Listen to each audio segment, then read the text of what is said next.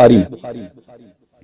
ملاحظہ فرمائیے بخاری ہے چاپے دار احیاء کہاں ہے؟ دار احیاء تراث العربی، عربی کی وہ عربی زبان کا غیر مترجم بخاری ہے، لیکن وہ حدیث کافی مشہور ہے. 749 یہ حدیث کی راوی ہیں عائشہ. عائشہ کہتے ہیں ان فاطمہ علیہ السلام بنت النبی صلی اللہ علیہ وآلہ وسلم ارسلت الى ابی بکر تسألہ میراثها من رسول اللہ صلی اللہ علیہ وآلہ وسلم. ابو بکر حضرت زہرا سلام اللہ علیہا نے ابو بکر کے پاس کسی کو انہوں نے بھیجا، کس کے لیے؟ طلب کرنے کے لیے. سوال بولتے ہیں عربی زبان میں، سوال جو کا مطلب ہے طلب کرنا. مطالبہ کر رہی تھی اپنا میراث. ان کا کون سا میراث؟ جو میراث ان کو ان کے والد سے رسول اللہ صلی اللہ علیہ وسلم سے ملنا تھا. مما افا اللہ علیہ، جو اللہ نے رسول اللہ صلی اللہ علیہ وسلم کو عطا کیا تھا. بالمدینہ و فدق، مدینہ میں اور فدق میں. یہ نص الفاظ ہیں بخاری کے، اور نص الفاظ ہیں کس کے؟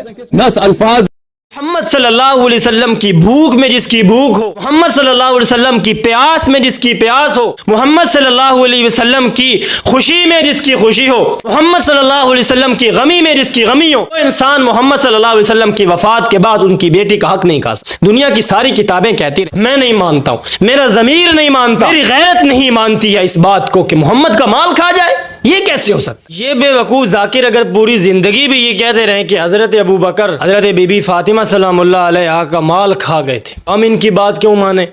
بھلا وہ ابو بکر جس کو قرآن مجید اور اللہ تعالیٰ خود نبی کا صحابی کہیں، وہ بی بی فاطمہ کا مال کیسے کھا سکتا ہے؟ وہ بی بی فاطمہ کو دکھ کیسے پہنچا سکتا ہے؟ اب اس بات پر سارے شیعہ سنی تمام علماء محدثین مفسرین اس بات پر متفق ہیں، غار ثور کے اندر جو انسان رسول اللہ کے ساتھ تھا وہ حضرت ابو بکر تھے.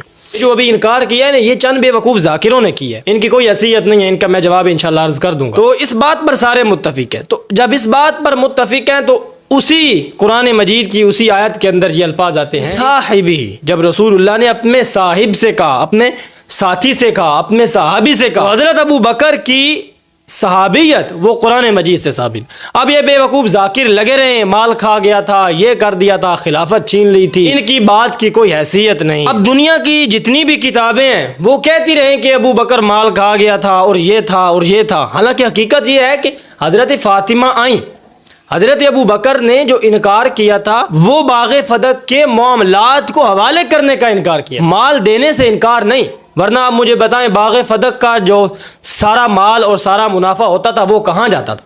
وہ جس طرح رسول اللہ کی زندگی کے اندر ازواج مطہرات اور آپ کی آل اولاد پر تقسیم ہوتا تھا، وہ اسی طرح ہوتا تھا. جو حضرت ابو بکر نے حضرت فاطمہ کو کہا تھا وہ یہ تھا کہ اس کے جو معاملات ہیں، جو اس کو مینجمنٹ جس کو آپ کہتے ہیں، وہ پہلے جس طرح پہلے حکومت کرتی تھی رسول اللہ کے زمانے میں، اسی طرح کیونکہ میں رسول اللہ کا خلیفہ ہوں تو میں بھی اسی طرح کروں گا.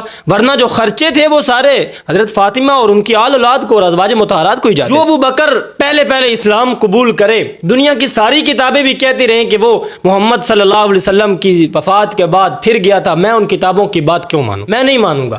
جب نبی صلی اللہ علیہ وسلم دولت مانگے اور ابو بکر اپنے سارے گھر کا مال اٹھا کر رسول اللہ کے قدموں میں ڈال دے، وہ ابو بکر محمد کی بیٹی کا مال نہیں کھا سکتا. جس کی بیٹی کا نکاح خود اللہ تعالیٰ رسول اللہ کے ساتھ فرمائیں، وہ ابو بکر محمد کی بیٹی کا مال نہیں کھا سکتا.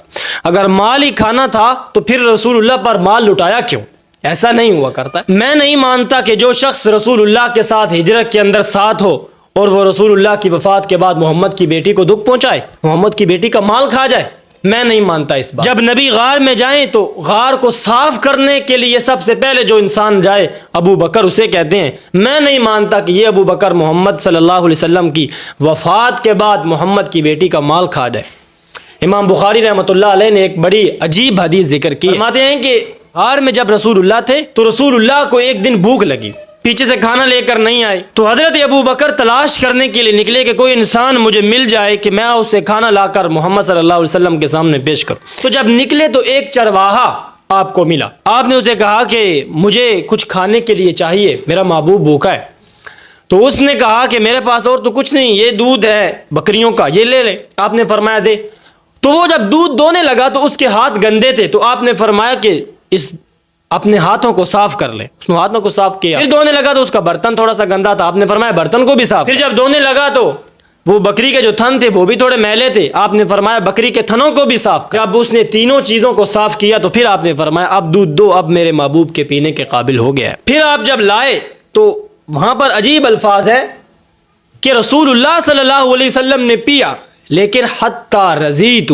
حضرت ابو بکر فرماتے ہیں میں خوش ہوں. محمد صلی اللہ علیہ وسلم کی بھوک میں جس کی بھوک ہو, محمد صلی اللہ علیہ وسلم کی پیاس میں جس کی پیاس ہو, محمد صلی اللہ علیہ وسلم کی خوشی میں جس کی خوشی ہو, محمد صلی اللہ علیہ وسلم کی غمی میں جس کی غمی ہو, وہ انسان محمد صلی اللہ علیہ وسلم کی وفات کے بعد ان کی بیٹی کا حق نہیں کھا سکتا. دنیا کی ساری کتابیں کہتی رہیں, میں نہیں مانتا ہوں, میرا ضمیر نہیں مانتا, میری غیرت نہیں مانتی ہے اس بات کو کہ محمد کا مال کھا جائے. یہ کیسے ہو سکتا ہے؟ بدر کے دن رسول اللہ جب مشورہ مانگے تو سب سے پہلے مشورہ دینے والا ابو بکر ہو. میں نہیں مانتا کہ وہ ابو بکر محمد کی وفات کے بعد محمد صلی اللہ علیہ وسلم کی بیٹی کا مال کھا جائے. اس کے بارے میں رسول اللہ فرمائے کہ انت عتیکم من النار, ابو بکر تو آگ سے آزاد ہے. میرا ضمیر نہیں مانتا کہ وہ انسان محمد کی بیٹی کا مال کھا جائے, اس لیے کہ رسول اللہ کی بیٹی کو دکھ پہنچانا یہ چھوٹا کام نہیں ہے. اس کے بارے میں رسول اللہ نے فرمایا کہ فاطمہ میرے جگر کا ٹکڑا ہے, جس نے فاطمہ کو تکلیف پہنچائی اس نے مجھے تکلیف پہنچائی, اور جس نے مجھے پہنچائی اس نے اللہ کو تکلیف پہنچائی. تو میں نہیں مانتا کہ ابو بکر نے فاطمہ کو تکلیف پہنچائی ہو. دنیا کی ساری کتابیں کہتی رہیں, میں کیوں مانوں؟ جس کے بارے میں رسول اللہ فرمائیں کہ اے ابو بکر تو جنتی بوڑھوں کا سردار ہے, وہ انسان رسول اللہ کی بیٹی کا مال نہیں کھا سکتا. اس لیے کہ جنتی بوڑھوں کا سردار ہونا اور رسول اللہ کی بیٹی کا مال کھانا یہ دونوں متضاد چیزیں ہیں, ان میں سے ایک پائی جائے گی تو دوسری نہیں پائی جائے گی. اگر رسول اللہ کی بیٹی کا مال ابو بکر نے کھایا تھا تو پھر جنتی بوڑھوں کا سردار کیسے؟ تو رسول اللہ صلی اللہ علیہ وسلم کی وفات کے بعد سب سے پہلے آپ کے مزار کے اندر آپ کے ساتھ دفن ہونے والا انسان ہے, وہ محمد کی بیٹی کا مال نہیں کھا سکتا. حشر میں رسول اللہ کے ساتھ اٹھنے والا انسان ہے, وہ محمد کی بیٹی کا مال نہیں کھا سکتا. جو جنت میں رسول اللہ کے ساتھ جانے والا انسان ہے, وہ محمد کی بیٹی کا مال نہیں کھا سکتا. حضرت علی حضرت عمر کی قبر پر کھڑے تھے اور رو رہے تھے اور فرما رہے تھے ابو اے عمر, میں نے بارہا رسول اللہ صلی اللہ علیہ وسلم کو دیکھا, جب آپ آتے تھے تو آپ نے کئی مرتبہ آپ نے فرمایا خرجت انا و ابو بکر و عمر, میں ابو بکر اور عمر نکلے. دخلت انا و ابو بکر و عمر, میں اور ابو بکر اور عمر نکلے. یہ جو آج کل بے وقوف ذاکر کہہ رہے ہیں نا کہ مال کھا گیا تھا اور یہ تھا اور وہ تھا, میں انشاءاللہ عنقریب ان کو بتاؤں گا کہ کس نے مال کس کا کھایا, اور تم کس کھیت کے اندر چر رہے ہو, اور تم کس گھاٹ کا پانی پی رہے ہو. نام ایسے ہوتے ہیں کہ ان ناموں کے اندر ہی تعریف ہو جاتی ہے. مثال کے طور پر ہمارے رسول صلی اللہ علیہ وسلم کا نام ہے محمد. اب جو انسان ہمارے رسول کی تعریف نہیں بھی کرنا چاہتا, جب وہ محمد کہہ کر بلاتا ہے تو رسول اللہ کی تعریف ہو جاتی ہے. اس کا معنی یہ ہے کہ جس کی بار بار تعریف کی جائے. اسی طرح حضرت ابو بکر کا جو حضرت ابو بکر کی کنیت مشہور ہے, ابو بکر, نام تو عبداللہ ہے, تو یہ کنیت ہی ایسی ہے, اور آج کل تو یہ نام ہی بن گیا ہے. تو یہ نام ہی ایسا ہے کہ جو انسان نہیں مانتا نا ان کو پہلا خلیفہ, وہ جب کہتا ہے ابو بکر تو وہ خلیفہ مان لیتا ہے. یہ جو حسن اللہ یاری کہتا ہے ابو بکر و عمر کا اسلام ثابت کرو, تو ابو بکر جس وقت اس نے کہا تو اس نے سب سے پہلے ابو بکر کو مسلمان بھی مان لیا اور ابو بکر کو پہلا خلیفہ بھی مان لیا. ابو بکر کہہ دینے سے ہی انسان ابو بکر کو مسلمان سمجھنے لگ جاتا ہے.